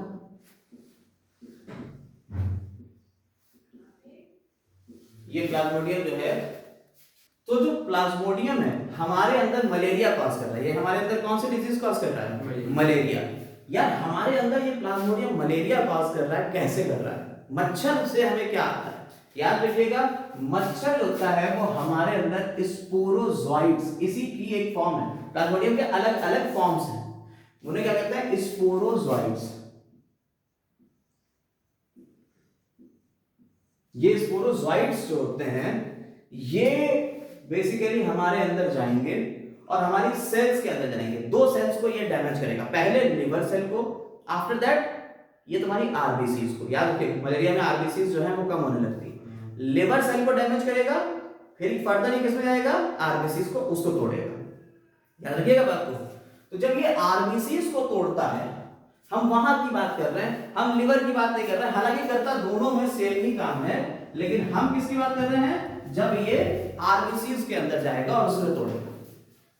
ठीक है, तो ये स्पोरोजोइट्स या इसके अंदर के जो प्लाज्मोडियम था, हम इसे प्लाज्मोडियम ही प्लाज्मोडियम चिल्लाएंगे 10th क्लास तक कि यहाँ पे ये प्लाज्मोडियम है। इसके बाद उसके अलग अलग नाम जैसे स्पोरोजोइट्स, ट्रोफोजोइट्स, क्रिप्टोमीरोजोइट्स, मीरोजोइट्स, ये सब इसके ही नाम हैं। ये अलग अलग फॉर्म में आ जाएगा 12th क्लास में। ये सब आप पढ़ोगे मलेरिया का जब लाइफ साइकिल पूरा पढ़ोगे। लेकिन यहाँ उसका कोई लाइफ साइकिल की हम बात नहीं कर रहे, हम सिर्फ आपको बता रहे प्लाज्मोडियम कैसे करते हैं। और वहां जब 12th क्लास में आओगे तो आप बड़े भी हो जाओगे, थोड़ा सा समझने भी लगोगे चीजों को आसानी से। यहाँ पे थोड़ा सा प्लाज्मोडियम, तो प्लाज्मोडियम में यहाँ पे क्या होता है? ये पूरा एक प्लाज्मोडियम एक सेल के अंदर। अब ये क्या करता है? ये पहले प्लाज्मोडियम छोटी छोटी न्यूक्लियस बनाता है। क्या बनाता है? छोटे छोटे न्यूक्लियस बना लेता है पूरी सेल के अंदर, ठीक है, न्यूक्लियस बना लिया उसने। पहले अपने आप को बड़ा करा और छोटे छोटे पहले उसने न्यूक्लियस बना लिए, ठीक। साइटोप्लाज्म तो डिवाइड नहीं हुआ, अब सिर्फ न्यूक्लियस बने ढेर सारे। अब क्या होता है, अब इसने इसके आसपास साइटोप्लाज्म को लिया और उसके आसपास कवरिंग बना ली। तो न्यूक्लियस के आसपास कवरिंग जो बन गई साइटोप्लाज्म की, ये साइटोप्लाज्म है और साइटोप्लाज्म के ऊपर प्लाज्मा मेम्ब्रेन, साइटोप्लाज्म के ऊपर प्लाज्मा मेम्ब्रेन, पूरी सेल बन गई अंदर। अब ये छोटी छोटी अंदर नई सेल्स बन गई, ठीक। और फिर जब ये सेल्स का साइज बढ़ेगा, ये काफी रहेंगे, जब सेल्स का साइज बढ़ेगा तो इसे तोड़ेंगी और तोड़ के बाहर आ जाएंगे। नहीं समझे बात को? आ गई सर, बस्ट हो जाएगी। हाँ, ज्यादा डॉट सेल बनाएंगे और ये एक से ढेर सारी सेल्स बन गई, एक सेल से ढेर सारी सेल्स बन गई एक साथ। इसे क्या कहते हैं? Multiple fission. बात समझ में आई है नहीं? बोलो, कोई दिक्कत इसमें? याद रखिएगा, ये सिर्फ और सिर्फ कुछ अनफेवरेबल कंडीशन में या सर्कमस्टांसेस में ऐसा होगा। भाई तुम्हारे अंदर हो रहा है काम, प्लाज्मोडियम को मेहनत करना पड़ रही है तुम्हारे अंदर ये काम करने के लिए। तो मल्टीपल फिजन की जो कंडीशन है वो अनफेवरेबल एनवायरनमेंट में होगी या अनफेवरेबल सर्कमस्टांसेस में होगी। क्लियर है ये बात? ठीक है, तो ये एक और आपका पार्ट खत्म होता है यहाँ पे, जो कि फिजन का था। फिजन दो तरीके का हो गया, बाइनरी और मल्टीपल फिजन, ये हमने खत्म कर दिया। अब आगे आपने देखो भाई, बाइनरी फिजन का यहाँ पे अगर तुमसे डिफरेंस पूछ ले कि बाइनरी फिजन और मल्टीपल फिजन में क्या डिफरेंसेस है, ठीक है, तो बाइनरी फिजन और मल्टीपल फिजन के यहाँ पे 3 डिफरेंस भी लिख दिया। अगर 2 नंबर में या 3 नंबर में क्वेश्चन आता है तो ये इस तरह से आपको डिफरेंस बता सकता है। तो ये क्या आप सबसे पहले क्या लिखोगे? It is the division of parent into 2 nearly equal size daughter individuals. यानी कि इसमें पेरेंट्स का डिवीजन हो रहा है, पेरेंट का, ठीक है, और किसमें हो रहा है? Nearly equal size daughter individual, यानी इक्वल साइज है आपकी डॉटर, उसमें हो रहा है। यानी डॉटर इंडिविजुअल जो जो नए आए हैं, जैसे हमने अमीबी कह दिया था अभी, उनमें हो रहा है, ठीक है। मल्टीपल फिजन क्या होता है? It is the division of parent into many small daughter individuals. उसमें सिर्फ 2 बन रही थी, इसमें क्या बन रहा है? बहुत ढेर सारे बन रहे हैं, ठीक है। उसमें 2 की कंडीशन थी, इसमें क्या हो रहा है? Many small daughter individuals. तो पेरेंट जो है यहाँ पे बहुत सारे डॉटर इंडिविजुअल बना रहा है। अच्छा, न्यूक्लियस वाला देख लो। Nucleus of parents and divide from to form 2 nuclei. इसमें 2 ही बनेंगे न्यूक्लियस, और इसमें क्या होता है? कॉमन नंबर ऑफ न्यूक्लियाई, ढेर सारे बन जाते हैं, वहां सिर्फ और सिर्फ 2 बन रहे हैं। क्लियर? न्यूक्लियस भी 2 पार्ट में डिवाइड होता है। अच्छा, तीसरा क्या होगा? देखो, ये जबरदस्ती होती है कि भैया हमें जबरदस्ती बनाना ही बनाना है। तो तीसरे में क्या लिख दिया आपने? इसका एग्जांपल लिख दिया तीसरे में कि amoeba and Leishmania divides by binary fission. और इधर क्या होता है? Plasmodium and yeast divide by multiple fission. Yeast भी कभी-कभी कर लेता है मल्टीपल फिजन, ठीक? ईस्ट भी, हाँ ईस्ट भी। तो Plasmodium and yeast divide by multiple fission, और यहाँ क्या हो गया? अमीबा एंड लिशमानिया, और क्या यहाँ प्लाज्मोडियम और ईस्ट हो गया। एग्जांपल लिख दिए, काम खत्म हुआ। ये आपका, ये डिफरेंसेस हो गए आपके मल्टीपल फिजन में और बाइनरी फिजन के। क्लियर है? देखिए बडिंग क्या होता है। अब बडिंग के ऊपर आ जाते हैं कि ये बडिंग है, ठीक है। बडिंग क्या होता है? कह रहे हैं कि कभी कभी ऐसा होता है कि कुछ इंडिविजुअल्स डेवलप करते हैं बॉडी वॉल के ऊपर बट, जैसे कि अगर हम आपको ईस्ट का एग्जांपल दें, तो अगर आप ईस्ट देखो, एक ईस्ट है, ठीक है, ये एक ईस्ट है, यूनिसेलुलर ऑर्गेनिज्म होता है, इसमें यहाँ न्यूक्लियस, इसका न्यूक्लियस, ठीक। ईस्ट में क्या होता है? ये न्यूक्लियस पहले तो कोने पे चल जाएगा, एक मार्जिन पे, और यहां मार्जिन पे क्या होता है? हल्की सी आउटग्रोथ निकलना शुरू हो जाती है, ठीक है। ये यहां चला गया है, और यहां ये न्यूक्लियस जो है जैसे पहुंचेगा, यहां एक आउटग्रोथ डेवलप हो जाएगी। इसकी बॉडी वॉल जो है, देखिए थोड़े से आउटग्रोथ डेवलप कर रही है। ये न्यूक्लियस फर्दर फिर यहां डिवाइड भी होता हुआ दिखेगा, यहाँ ऐसे करके ये डिवाइड, ठीक है, इसको हम ऐसे दिखा रहे हैं, तो ये यहाँ पे डिवाइड होता हुआ दिख रहा है। अब क्या होगा? इस बॉडी वॉल के अंदर जब ये डिवाइड हो जाएगा तो यहाँ एक न्यूक्लियस चला गया, और बाकी न्यूक्लियस तो यहाँ का यहाँ रहा। समझ में आई बात जैसे? चला गई। कोई दिक्कत नहीं इसमें? प्लेनेरिया में भी होता है। नहीं, प्लेनेरिया था, प्लेनेरिया अलग चीज है, ये ईस्ट की बात हो रही है, तो यूनिसेलुलर है। तो ये अगर आप देखें तो यहाँ पे आउटग्रोथ डेवलप हो गई, ये बड, इसे हमने क्या कह दिया? बड कह दिया।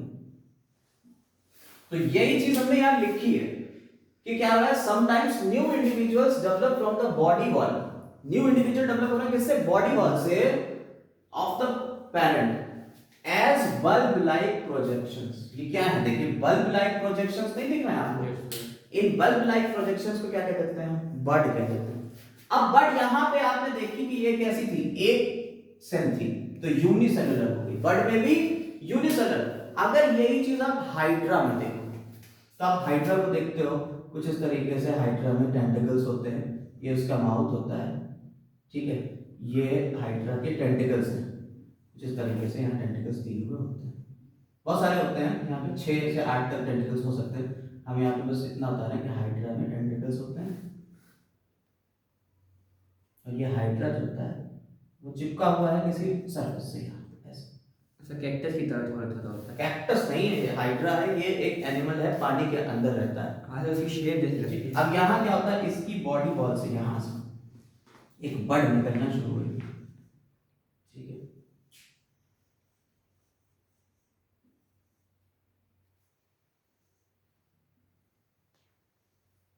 एक ये बड यहाँ से निकलना शुरू हुई, और ये बड भी बिल्कुल वैसे ही यहाँ पे हल्के से स्ट्रक्चर, ठीक है। तो ये मल्टी सेलुलर बड हो गई और ये यूनिसेलुलर बड हो गई। समझ में आई बात है नहीं? ये हाइड्रा का काम चल रहा है, ये हाइड्रा में चल रहा है मल्टी सेलुलर बड, और यहाँ क्या हो रहा है, ईस्ट में कैसी है?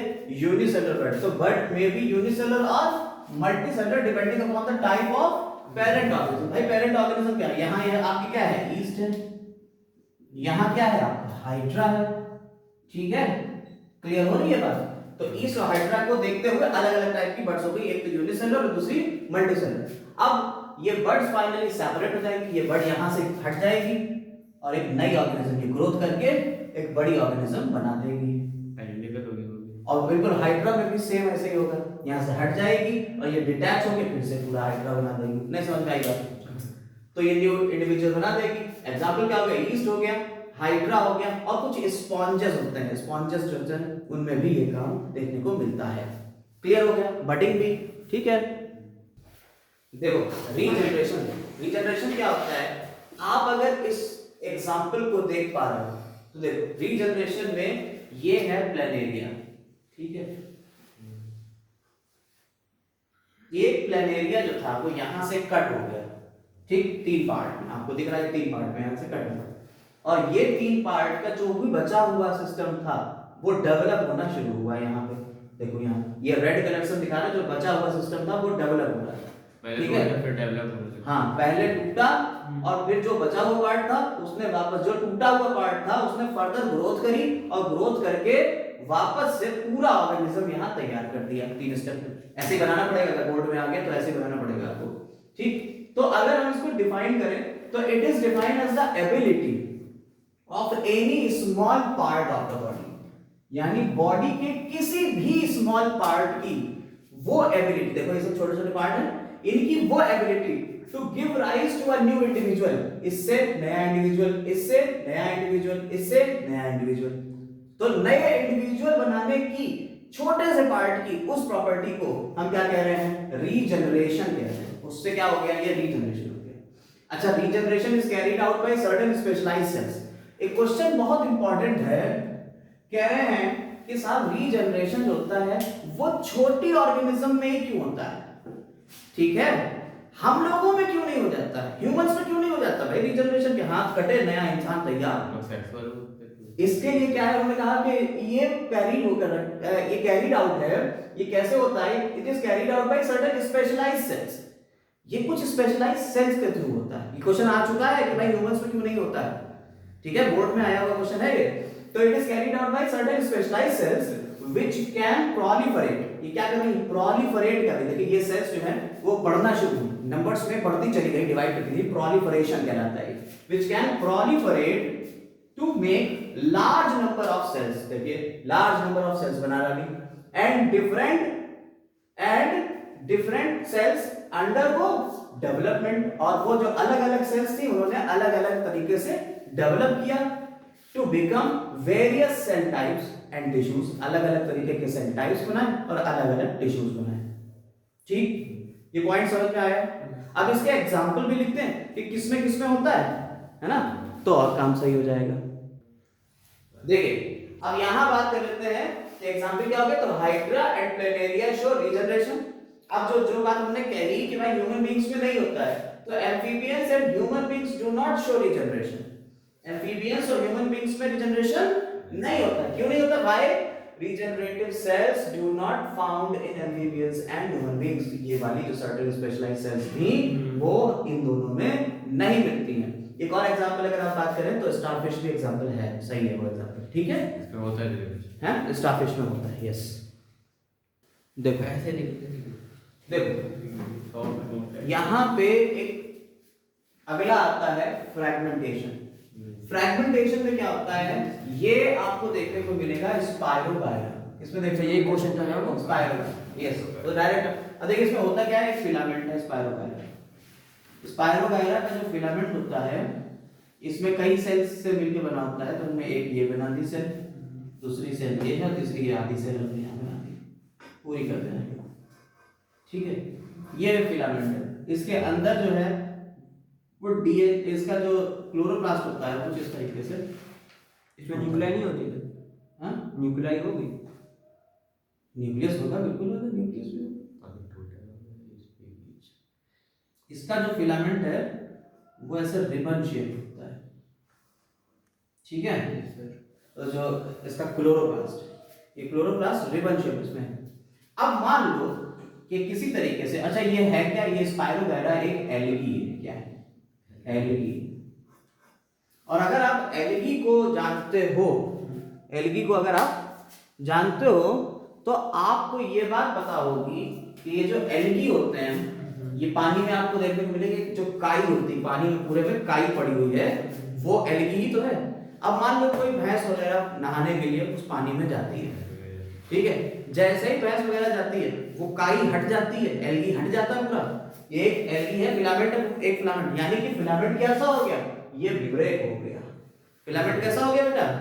ब्रेक हो गया। और अगर फिलामेंट ब्रेक हो गया किसमें, अलग अलग पीसेस लाइक दिस, यहाँ पे भी बनाए जाते हैं। ये फिलामेंट मान लो दो पीसेस में ब्रेक हो गया, हमने दो पीस कर दिए, ठीक है? एक ये वाला था और आधा पीस ये वाला हो गया। ऐसे ही आधा पीस नीचे वाले का भी हो जाएगा। स्ट्रक्चर ऐसे होता है सीढ़ी जैसा। हाँ ऐसे बनाएंगे आप इसको, ये नीचे वाली साइड आ गई, ठीक? ये दो पार्ट में ब्रेक हो गया, यहां से दिख रहा है पूरा। अगर ये आपको साफ साफ दिख रहा हो तो ये दो पार्ट में ब्रेक दिख रहा है। अब क्या होगा, ये दो पार्ट जो कि यहां से ब्रेक हो गए थे ये वापस से डेवलप करेंगे और नए स्पायरोगायरा बना देंगे, ठीक है? सेम है तो हाँ बिल्कुल वैसा ही है। तभी से जैसे खाता है। तो ये दोनों जो है तो बिल्कुल सेम ही बात है कि रीजनरेशन कह लो या फ्रेगमेंटेशन कह लो, लगता है ऐसा है कि सेम ही सेम है, हो जाता है वो अलग अलग है। इसकी जो इंडिविजुअल बॉडी है ये आपको, ये देखिए हम इन जनरल तो हम यही कह रहे हैं कि भाई आपको ये स्पायरोगायरा में, मतलब अगर आपको डायरेक्ट कहा जाए तो इसका एग्जांपल स्पायरोगायरा और उनके क्या थे, आप लगातार रीजनरेशन के, रीजनरेशन में प्लैनेरिया था, हाइड्रा था, स्पॉन्जेस थे, ठीक है? यहाँ पे आपको स्पायरोगायरा ही एक मिल रहा है तो उसी को आप घिसे हो, ठीक है? लगता है ऐसे ही है कि यार ये तो बिल्कुल वैसे ही सेम है, पर इसमें सर उसमें स्पेसिफाइड टिश्यू सेल की वजह से, हाँ यहाँ पे ब्रेक हो रहा है, पूरा फिलामेंट ब्रेक हो रहा है। यहाँ एक बड़ा फिलामेंट है, ठीक है? वहां कोई फिलामेंट नहीं, वहां बॉडी का कोई भी पार्ट होता वो बना देता है। यहाँ कोई इंडिविजुअल बॉडी नहीं है, ये आपको प्लांट में देखने को मिल रहा है, एल्गी में। यहाँ पे आपको कोई इंडिविजुअल बॉडी की पार्ट नहीं होगी, पूरा कोई भी फिलामेंट होगा, फिलामेंटस एल्गी में ये देखने को मिलता है, ठीक है? तो ये आपका हो गया, फिर से वापस से दोबारा से ग्रो कर गया। तो इसे कहते हैं रीजनरेशन, सॉरी फ्रैगमेंटेशन। इसे क्या कहते हैं? फ्रैगमेंटेशन कहते हैं, ठीक?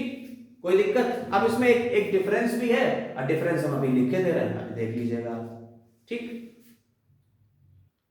देखो यहां आपको फ्रैगमेंटेशन और रीजनरेशन में डिफरेंसेस क्लियर कट एक हमने लिख दिया।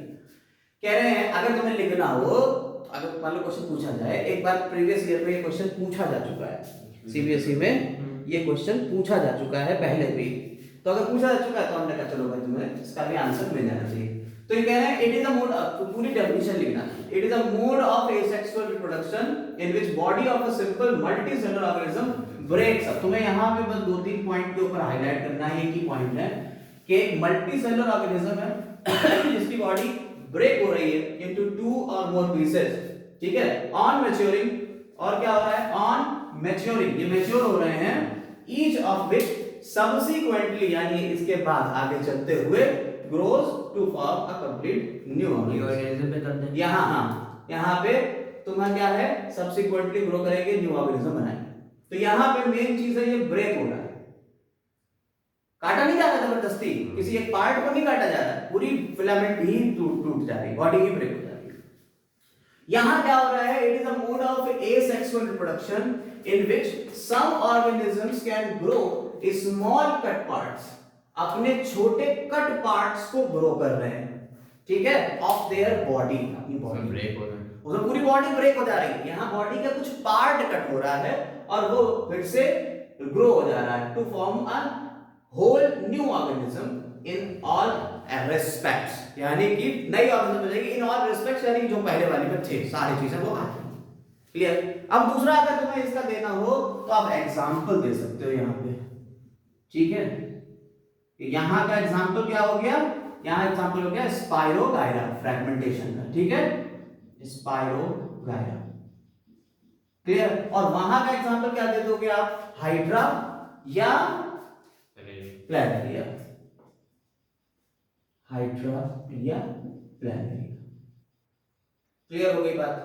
तो ये छोटा सा यहाँ पे डिफरेंस है, ये आप 2 रेफरेंसेस यहाँ लिख दोगे, 2 नंबर आराम से आपको मिल जाएंगे, सीबीएसई में यही चलता है, क्लियर। अब आगे बढ़ते हैं, देखिए स्पोर फॉर्मेशन कैसे होता है थोड़ा समझाते हैं। हम पहले राइजोपस का डायग्राम आपको बना के दिखा रहे हैं। राइजोपस एक ऑर्गेनिज्म है जिसमें क्या होता है, ये एक फिलामेंट है, ठीक है, इस फिलामेंट में नीचे की तरफ यहाँ राइजोइड्स होते हैं,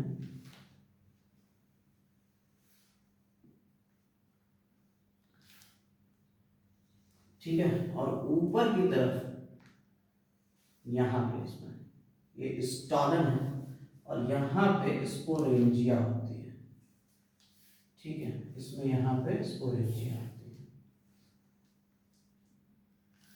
ये इसकी स्टॉक हो गई है, ये स्पोरेंजिया हो गई, स्पोरेंजिया।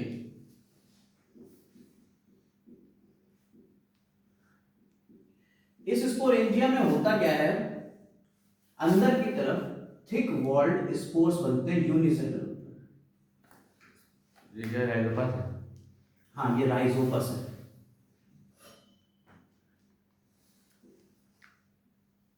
इसमें यहां अंदर स्पोर्स बन चुके हैं, ठीक है, ये जो स्ट्रक्चर है जिसके अंदर स्पोर बन रहा है उसे क्या कहते हैं हमने, स्पोरेंजिया, और अंदर क्या बन गया, इसमें स्पोर्स बन गया। ये अनफेवरेबल कंडीशंस में बड़ा अच्छा एग्जांपल है। अनफेवरेबल कंडीशंस में ये स्पोर्स जो होते हैं ये थिक वॉल्ड होते हैं, कैसे हैं, देखिए spores are asexual reproductive bodies हैं जो एनक्लोज होती हैं in thick walled structure called sporangium. Sporangium के अंदर खुद भी थिक वॉल है और ये स्पोरेंजियम के अंदर भी रहेंगे, और ये अनफेवरेबल कंडीशन में टिके रहेंगे, tie over, can tie over, ये जो है जैसे कि अनफेवरेबल कंडीशन तुम्हारी एक्सट्रीम हीट हो गई, ठीक है, कोल्ड हो गया, ये एक्सट्रीम कंडीशंस हैं, जैसे हीट हो गई, ड्राइनेस हो गई, एसिडिटी हो गई, कोल्ड हो गया, ये सब क्या है तुम्हारी, ये अनफेवरेबल कंडीशन है, प्लांट्स को ये मार सकती हैं। तो उन कंडीशंस में ये स्पोर बन के बैठे रहेंगे, और जैसे ही फेवरेबल कंडीशन आएगी, under unfavourable condition spores release हो जाएंगे, ठीक है, breaking of wall of the sporangium, जब फेवरेबल कंडीशन आएगी, तो क्या आ रही है, फेवरेबल कंडीशन आ रही है, तो ये स्पोरेंजिया की वॉल को ब्रेक करेंगे और स्पोर रिलीज हो जाएंगे बाहर, और बाहर स्पोर रिलीज होके क्या करेंगे, जर्मिनेट करेंगे और नया इंडिविजुअल बना देंगे। जर्मिनेट करके क्या बना देंगे, न्यू इंडिविजुअल बना देंगे। समझ में आई बात या नहीं? ये जो नीचे की तरफ स्ट्रक्चर्स हैं इन्हें क्या कहते हैं हम, राइजोइड्स। ये राइजोइड्स हो गए। क्लियर हो गई? Yes sir. तो ये एसेक्सुअल रिप्रोडक्शन है ऑर्गेनिजम्स में। ये क्या कर रहा है? ये ओवरकम कर रहा है अनफेवरेबल कंडीशंस को, यानी कि जब कभी अनफेवरेबल कंडीशंस आएंगी तो ये काम इसमें हो जाएगा। ये ज्यादातर ईस्ट फंगस में होता है, जैसे राइजोपस हो गया, म्यूकर हो गया। ठीक है, एग्जांपल में आप लिख सकते हो राइजोपस एंड म्यूकर। ठीक है, तो राइजोपस और म्यूकर जो है वो इसके एग्जाम्पल हो गए। क्लियर हो? तो ये आपका स्पोर फॉर्मेशन पूरा हो गया। ये स्ट्रक्चर भी बनाना आपको आना चाहिए। ठीक है, और ये जो यहाँ पे स्टॉक है इसे कहते हैं स्पोरेंजियोफोर। स्पोरेंजियोफोर कहते हैं ये जो स्टॉक है जिसके ऊपर स्पोरेंजिया लगी हुई है। ठीक है, उसे स्पोरेंजियोफोर कहते हैं। क्लियर हुई बात? चलिए, ये स्पोर फॉर्मेशन भी हो गया। ये क्या एक पॉइंट और यहाँ पे छूट गया, तो ये देख लीजिएगा, ये एल्गी, बैक्टीरिया और फंजाई। ये बैक्टीरिया में भी मिलेगा, एल्गी में भी मिलेगा, फंजाई में भी मिलेगा। ठीक है, और ये कॉमन मेथड है एसेक्सुअल रिप्रोडक्शन का लोअर फॉर्म्स में। ये लोअर फॉर्म्स पे देखने को मिलेगा, तुम्हारे अंदर नहीं बनेंगे स्पोर्स। ठीक है, ये लोअर फॉर्म्स और वो भी प्लांट्स की लोअर फॉर्म्स में देखने को मिलेंगे। देखिएगा, अब हम लोग आ गए अपने सेकंड लास्ट टॉपिक के ऊपर, वेजिटेटिव प्रोपगेशन। यानी कि कोई भी वेजिटेटिव पार्ट से अगर कट के, ये अब हायर ऑर्गेनिज्म की बात हो रही है, ये लोअर में नहीं होगा। वेजिटेटिव पार्ट में यानी कि रूट, स्टेम और लीफ। अच्छा, ये लोअर और हायर जो हम बोल रहे हैं बार बार, ये कौन से बना? तो याद रखिएगा, प्लांट्स में दो पार्ट में बांटा है और एनिमल्स को भी दो पार्ट में। हायर एनिमल्स में तुम्हारे जैसे एम्फीबियंस हो गए, बर्ड्स हो गए, रेप्टाइल्स हो गए, मैमल्स हो गए, हम लोग हो गए, ये सब कौन है? Higher animals. इसके नीचे सब लोअर की तरफ आ जाएंगे, जैसे तुम्हारा हो गया हाइड्रा हो गया, ठीक है, स्पॉन्जेस हो गए, सीडेंट्रेट्स हो गए, जितने भी तुम्हारे हैं ये सब तुम्हारे लोअर है। सर आज से ज्यादा हम लोग वीडियो देख, ठीक है, वीडियो ज्यादा क्लियर। अब जरा समझिए, अब इसमें क्या हो रहा है कि वेजिटेटिव प्रोपगेशन जो प्लांट्स की बात हम कर रहे हैं, उसमें क्या होता है? वेजिटेटिव पार्ट है तुम्हारे, या तो रूट्स हो सकता है, या स्टेम हो सकता है, या ये लीफ हो सकता है। इन वेजिटेटिव पार्ट्स के थ्रू, इन तीन वेजिटेटिव पार्ट्स के थ्रू अगर प्लांट डेवलप हो रहे हैं, तब इसे हम कह देंगे वेजिटेटिव प्रोपगेशन। तो इसकी अगर डेफिनेशन कही जाए तो it refers to the development of new parts from vegetative parts of an existing plant. ठीक है, अब ये भी दो तरीके का हो सकता है। वेजिटेटिव प्रोपगेशन कितने टाइप का हो सकता है? दो टाइप का हो सकता है। हमने कह दिया भाई, एक आर्टिफिशियल और एक नेचुरल। ठीक है, तो नेचुरल और आर्टिफिशियल। ठीक, अब अगर बात करी जाए आर्टिफिशियल में, तो आर्टिफिशियल में जैसे तुम्हारे कटिंग, लेयरिंग, ग्राफ्टिंग हो गई। ठीक है, और नेचुरल की बात करी जाए तो नेचुरल में by root, stem and leaf. ठीक है, नेचुरल में आ जाएंगे तुम्हारे रूट के थ्रू, स्टेम के थ्रू और लीफ के थ्रू। तो अब इन्हें हम देख लेते हैं क्या क्या होते हैं, एक एग्जांपल लिख लेते हैं उसके। देखिए, नेचुरल में जब हमने यहाँ पे लिखी है, रूट के थ्रू होता है। देखिए डहेलिया, डहेलिया एक फ्लावरिंग प्लांट है, इसकी जो एडवेंटिशियस रूट्स होती हैं, उन रूट्स में डिवीजन अपने आप होता चला जाता है, उससे नए प्लांट्स बन जाते हैं। स्वीट पोटैटो यानी कि शकरकंद में आपको ये देखने को मिलेगा। पोटैटो यानी कि आलू में जो आपका आलू होता है, ये एक अंडरग्राउंड स्टेम, याद रखिएगा अंडरग्राउंड स्टेम होता है आलू। ठीक है, आलू हो गया, अदरक हो गया, ये सब अंडरग्राउंड स्टेम है। तो इसमें क्या होता है, पोटैटो में आप अगर देखिए तो यहाँ पे आइज निकल जाती है, पोटैटो आइज बोलते हैं। और इन आइज को अगर आप देखेंगे तो ये आइज जो है वो अपने आप ग्रो कर जाती है, नया प्लांट बना लेती है। आपने देखा भी होगा, अगर आलू पे कई दिन रखा है तो ये ग्रो कर जाता है ना। और अगर आप कट करके इसे लगा भी दोगे ना कहीं, अगर अपने लॉन वगैरह में, तो इससे नीचे आपको नए आलू मिल जाएंगे। आजकल आप शायद, ठीक है। इसके अलावा ब्रायोफिलम की बात करी जाए तो ब्रायोफिलम एक लीफ है। ब्रायोफिलम एक प्लांट है, उसकी जो लीफ है उसकी मार्जिन्स जो होती हैं, यहाँ से रूट्स अराइज होने लगती हैं, इन मार्जिन्स। इसको निकाल के कहीं गाड़, हाँ, आप इसको यहाँ से कट करोगे और लगा दोगे तो अपने आप से नया प्लांट बन जाएगा। ठीक है, ये ब्रायोफिलम की होगी। तो लीफ के थ्रू किसमें होगा? ब्रायोफिलम में। रूट के थ्रू किसमें हो रहा है? डहेलिया या स्वीट पोटैटो में। और स्टेम के थ्रू किसमें हो रहा है? पोटैटो में हो रहा है। ये सब नेचुरल मेथड्स में अपने आप ही हो जाता है, नेचुरली हो जाता है। अगर अब आप कहोगे नहीं साहब हमें तो नया बनाना ही बनाना है, तो कटिंग, लेयरिंग और ग्राफ्टिंग, ये तीन और मेथड्स आते हैं। या आप आर्टिफिशियल ग्रो कर सकते हो वेजिटेटिव पार्ट से। कटिंग का मतलब है जैसे कि आपने एक पार्ट लिया, जैसे आपने देखा होगा रोज में, ठीक है, अगर आप रोज को देखें तो आप कटिंग के थ्रू वहां कर सकते हो। हम यहाँ सिर्फ एग्जांपल लिखना, कटिंग लेयरिंग ग्राफ्टिंग की डेफिनेशन अभी हम बाद में लिखेंगे। कटिंग में आपका रोज आ जाएगा, ठीक है। अगर आप रोज प्लांट को देखो तो वहां आप क्या कर रहे हो, आप कलम काट लेते हो गुलाब की, और गुलाब की कलम काट के फिर उसे लगा देते हो कहीं, और नया गुलाब ग्रो कर जाता है, होता है। तो ये आपने खुद आपने आर्टिफिशियली कट करा ना, तो इसे कहते हैं कटिंग। लेयरिंग का मतलब होता है कि इसके ऊपर मिट्टी की लेयर चढ़ा देना। अब लेयरिंग दो तरीके से कर सकते हो। अब आपका प्लांट है, प्लांट में ये एक ब्रांच है, इसमें फूल निकले हुए हैं, ठीक है, पत्तियां लगी हुई हैं मस्त। आपने क्या करा, इस ब्रांच में यहाँ पे थोड़ा सा कट लगाया, ठीक है, यहाँ पे हल्का सा कट लगाया। कट कैसे लगाया, जैसे ये मान लो ये प्लांट है, इसको यहाँ से थोड़ा सा ऐसे गोल पूरा कट लगाया, हल्का सा बहुत पतला सा कट लगा दिया, ताकि उसका जाइलम ना अफेक्टेड हो, आसपास का पार्ट अफेक्ट हो जाए, कोई बात नहीं। अब क्या हुआ, जाइलम लेकिन नहीं ब्रेक होना चाहिए, अंदर वाला पार्ट जो मिड वाला है।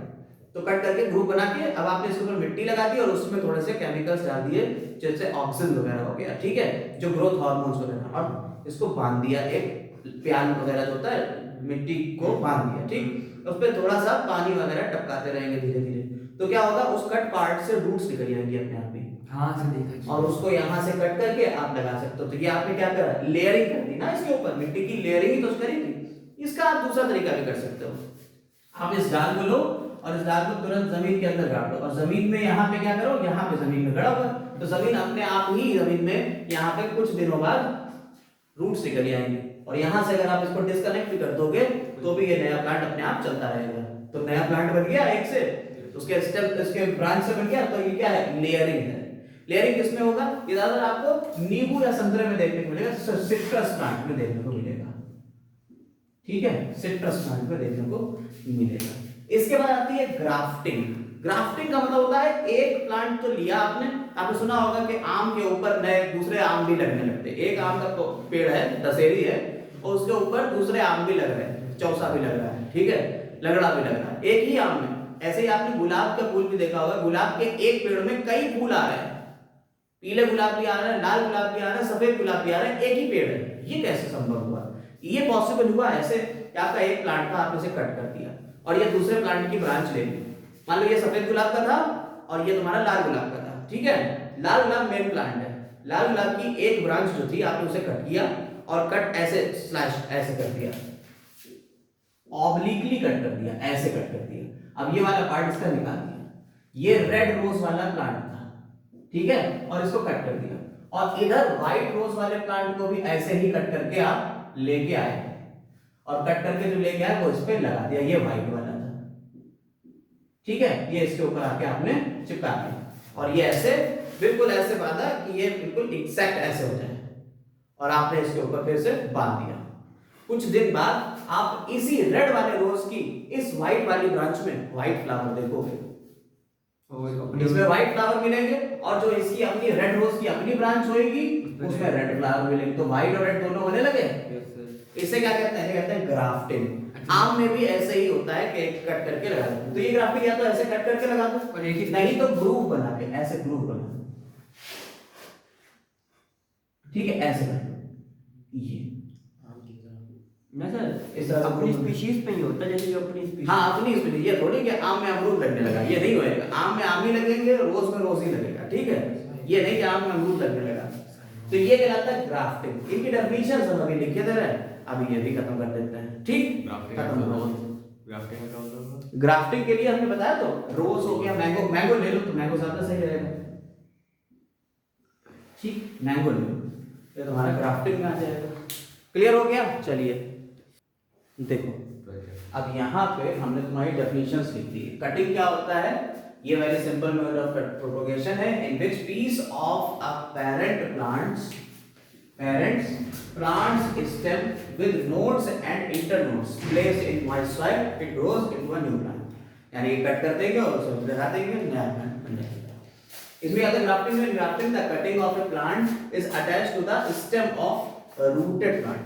देखिए, कटिंग करी हमने और कट करके हमने रूटेड प्लांट में उसे अटैच कर दिया, ठीक है। जो आप जरा समझिएगा, इसी में एक पॉइंट जो छूट रहा है उसे हम बता देते हैं। यहाँ पे अटैच कर दिया, जो रूटेड प्लांट है, ये रूटेड वाला प्लांट है, इसे हमने कह दिया स्टॉक, इसको सर स्टॉक, और ये वाला जो पार्ट होता है क्या कहते हैं, साइलॉन। ठीक है, तो ये स्टॉप हो गया और वो साइलॉन हो गया। The attached cutting becomes a part of the rooted plant। ये कटिंग जो है ये रूटेड प्लांट का पार्ट हो जाएगा एंड उससे न्यूट्रिशन लेता रहेगा और ग्रो करेगा। ठीक है, यहाँ से ग्राफ्टिंग का बताया, ठीक है, ग्राफ्टिंग का है ना। हाँ, ग्राफ्टिंग। अब लेयरिंग का क्या हो गया, in this method the one or more branches of the plant parent plant, एक या उससे ज्यादा पेरेंट प्लांट की जो ब्रांचेस हैं उनको बेंड करेंगे सॉइल की तरफ, और सॉइल में बेंड करके क्या करते हैं, उसके ऊपर मिट्टी चढ़ा देंगे, कवर्ड विद मॉइस्ट सॉइल। ठीक है, मिट्टी चढ़ा देंगे और जो कवर्ड पोर्शन है उसमें से क्या निकल जाएंगी, रूट्स निकल जाएंगी, जैसा कि अभी पीछे हमने आपको बताया था चार्ट में जो बता रहे थे। ठीक है, पूरा बता तो हम पहले ही चुके थे, अब ये हमने डेफिनेशंस आपकी लिख दी है ताकि ये आसान हो जाए। इसके बाद बचा टिश्यू कल्चर, बस एक आखिरी टॉपिक बचा है टिश्यू कल्चर, उसे और बता दे रहे हैं।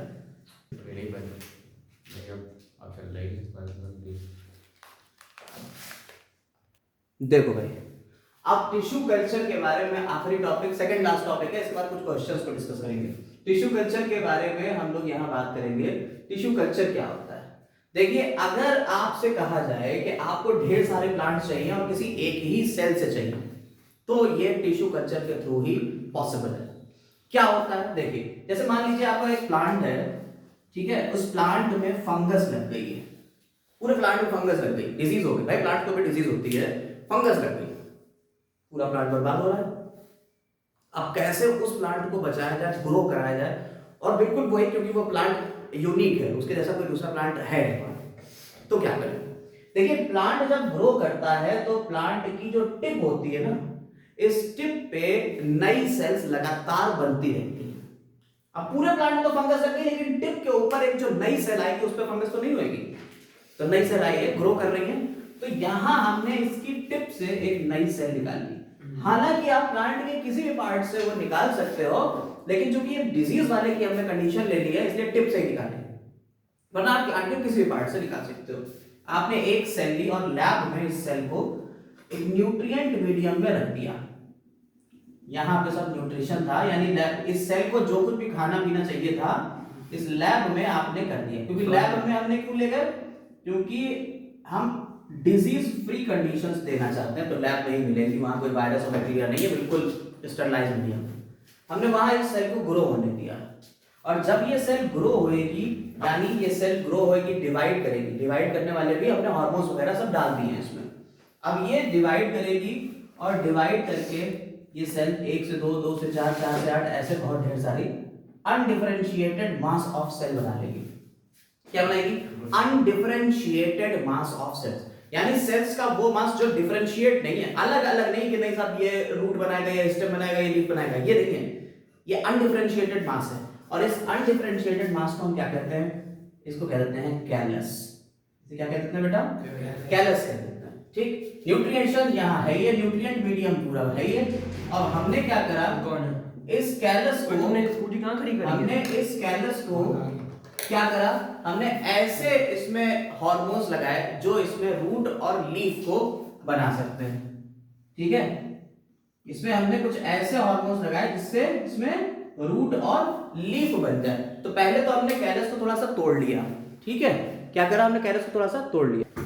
देखो, हमने इस कैलस को क्या करा था, अभी ब्रेक कर लिया। हमने जब ब्रेक कर लिया इसको कई पार्ट में, अब इसमें हमने ऐसे हार्मोन्स लगाए जो इसमें रूट और स्टेम को डिफरेंशिएट कर देंगे, इसमें रूट्स निकलने लगेगी। अब क्या होगा, अब इसके अंदर छोटे छोटी रूट्स निकलने लगी और ऊपर की तरफ हल्के हल्के स्टेम्स आने लगे, तो रूट निकलने लगी और स्टेम आने लगी।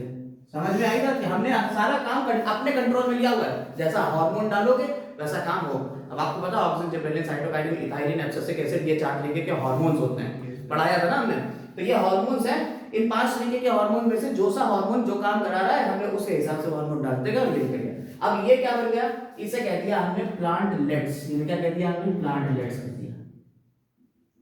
अब इन प्लांटलेट्स को तुम निकालो और किसी भी जमीन में जाके गाड़ दो या किसी पॉट में जाके गाड़ दो, इससे नए प्लांट्स निकल ही आएंगे। तो भैया एक प्लांट से शुरू किया था और वो भी एक सेल से, और उसके जैसे बहुत ढेर सारे प्लांट्स तुमने बना लिए। यही पूरा फिनोमेना, पूरा प्रोसेस, मेथड क्या कहला रहा है, टिश्यू कल्चर कहला रहा है। लिखा हुआ है सब, देख लीजिए क्या हो रहा है। In this technique, some tissues from the diseased या desired plant is placed in suitable nutrient medium. किसमें रखा हमने? एक सुइटेबल न्यूट्रिएंट मीडियम में रख दिया, चाहे टिश्यू ले लो चाहे एक सेल ले लो, ठीक। Under proper conditions this tissue grows into an unorganised या अनडिफरेंशिएटेड मास ऑफ सेल, जिसे हमने कह दिया है कैलस। अनऑर्गेनाइज्ड मास को हमने क्या कह दिया बेटा? कैलस कह दिया। Small part of this put in another medium, इसके कुछ छोटे पार्ट्स को हमने दूसरे मीडियम में रख दिया, which contains growth hormone, जिसके अंदर क्या है? ग्रोथ हार्मोन है, ठीक है। that induce the formation of plantlets, और इसकी वजह से क्या हो गया? इसमें प्लांटलेट्स बन गए, ठीक है। किससे बने? कैलस से प्लांटलेट्स बन गए, ठीक है। when plantlets grow, जब ये ग्रो कर जाएंगे, they can be transplanted in the soil, चाहे सॉइल में कर दो चाहे किसी पॉट में कर दो, ठीक है। और ये डेवलप कर जाएंगे, मैच्योरिटी की तरफ चले जाएंगे, मैच्योर हो जाएंगे। समझ में आई बात? यानी सिनेरियो समझ में आ गया पूरा ये, ठीक। टिश्यू कल्चर क्या करता है? टिश्यू कल्चर अलाउ करता है us to grow a whole plant from the cells taken from any part of the plant body। देखो भाई, इसकी अब तुम्हें इसका खासियतें भी पता होना चाहिए। वो पूछे क्या इसकी क्या खासियत है, तो भाई एक सेल से हम पूरा प्लांट बना सकते हैं, ये हमारी ये इसकी एक खासियत है। दूसरा क्या होगा? Many plants can be grown from one parent plant, एक ही तो पेरेंट प्लांट था, उससे बहुत सारे प्लांट ग्रो कर गए, ठीक है। In laboratory under controlled and disease free conditions. Clear हुई बात या नहीं? पूरी बात क्लियर हो गई? ये टिश्यू कल्चर का हो गया, समझ में आया, ठीक। अब यहां पे ये सब वेजिटेटिव प्रोपगेशन के अंडर में था। अब कंडीशन आती है, what is the advantage of vegetative propagation? भाई वेजिटेटिव प्रोपगेशन की खासियत, एडवांटेज क्या है, क्यों हम कर रहे हैं वेजिटेटिव प्रोपगेशन, बताओ भाई। पहली कंडीशन तो आपको समझ में आ रही है कि हम ये तेजी से नए प्लांट्स को बना सकते हैं। पुराना प्लांट जैसा था उसकी वही कंडीशंस हम लेके आएंगे, आइडेंटिकल प्लांट है, यानी कि अगर उसमें कुछ खासियत है तो वो बची रहेगी, तेज होगा, आइडेंटिकल होगा, ठीक है। ये दो कंडीशन तो आपको समझ में आ जाती है, ठीक। और कम टाइम में ये ग्रो हो जाएगा, इसके अलावा क्या होगा? ये कम टाइम में ग्रो हो जाएगा, ठीक। हाँ, कम टाइम में ये पूरा प्लांट हम ले लेंगे, तो ये इसकी एडवांटेज होगी, ठीक। अब एक होमवर्क आपके लिए है, ये आप करेंगे और कमेंट्स में डालेंगे। इसका डिफरेंस क्या है? हाइड्रा की bud of hydra and bud of bryophyllum, ये एक डिफरेंस आप डालोगे कमेंट में, ठीक। ये आपका काम है। Bud of hydra and bud of bryophyllum, ये डिफरेंस हम इसका बाद में फोटो शेयर करेंगे अपने चैनल के ऊपर, फोटो गैलरी में हम फोटो शेयर कर लेंगे। लेकिन आपका फिलहाल ये काम है, कमेंट में आप फिलहाल में ये डालेंगे कि bud of hydra and bud of bryophyllum क्या होता है, इसको हम जानेंगे, ठीक है। Have a nice day.